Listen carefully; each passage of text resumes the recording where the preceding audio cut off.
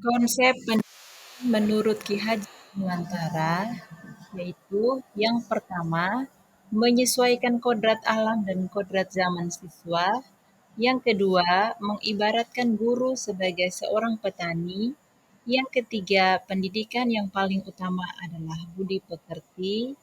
Dan yang keempat, pendidikan berpusat pada siswa.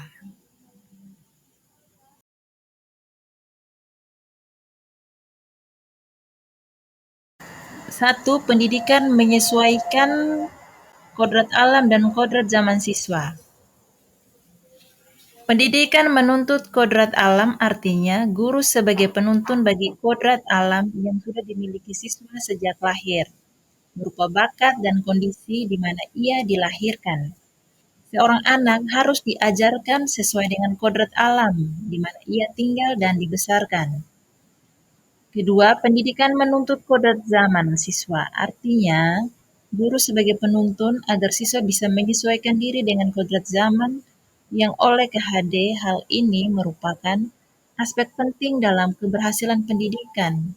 Guru dituntut untuk ikut mempelajari dan mengetahui yang diketahui oleh generasi yang dihadapinya.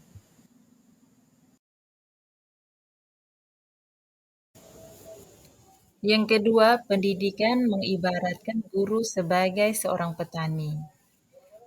Seorang pendidik diibaratkan sebagai seorang petani, itu maksudnya dia harus menuntun tumbuhnya tanaman padi, contohnya tanaman padi dan jagung. Dia harus mampu memelihara tanaman padi, memperbaiki kondisi tanah, memberi pupuk dan tidak bisa mengubah kodrat tanaman padi menjadi tanaman jagung. Begitu pula dengan seorang pendidik dalam menuntun siswa. Implementasi dalam mewujudkan konsep pendidikan mengibaratkan guru sebagai seorang petani adalah dalam pembelajaran guru dapat menggunakan berbagai macam metode, media, dan sumber belajar serta melakukan berbagai macam inovasi dalam proses pembelajarannya demi tercapainya tujuan belajar yang maksimal. Guru harus percaya diri dan berani dengan mencurahkan segala kreativitas dan inovasi sebagai individu maupun bagian dari kelompok, karena sejatinya pendidikan bukan sebagai ajang untuk berkompetisi, tetapi sebagai wadah berkolaborasi untuk kemajuan atas kualitas pendidikan bangsa dan negara Indonesia. Yang ketiga, pendidikan yang paling utama adalah budi pekerti. Menurut KHD, budi pekerti atau watak merupakan perpaduan antara gerak pikiran, perasaan, dan kehendak atau kemauan, sehingga menimbulkan tenaga. Budi pekerti juga dapat diartikan sebagai perpaduan antara cipta, kognitif, karsa afektif, dan sehingga akhirnya menciptakan karya atau psikomotor.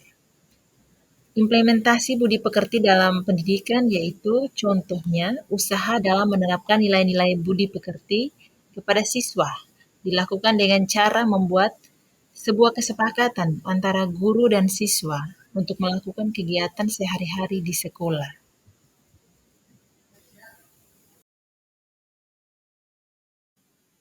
Tindakan pembelajaran yang berpusat kepada siswa.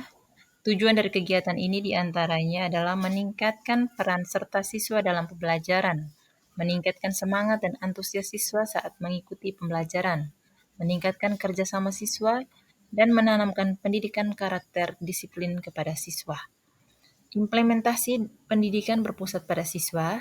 Dalam proses pembelajaran, guru harus bisa menciptakan suasana yang menyenangkan untuk membangkitkan konsentrasi siswa, menumbuhkan potensi dengan cara memberi kesempatan kepada siswa untuk mempresentasikan hasil kerjanya, juga memberi kesempatan untuk berkreasi dan berkolaborasi sehingga dapat menghasilkan sesuatu yang lebih dari apa yang guru harapkan. Terima kasih. Salam guru penggerak, tergerak, bergerak, dan menggerakkan.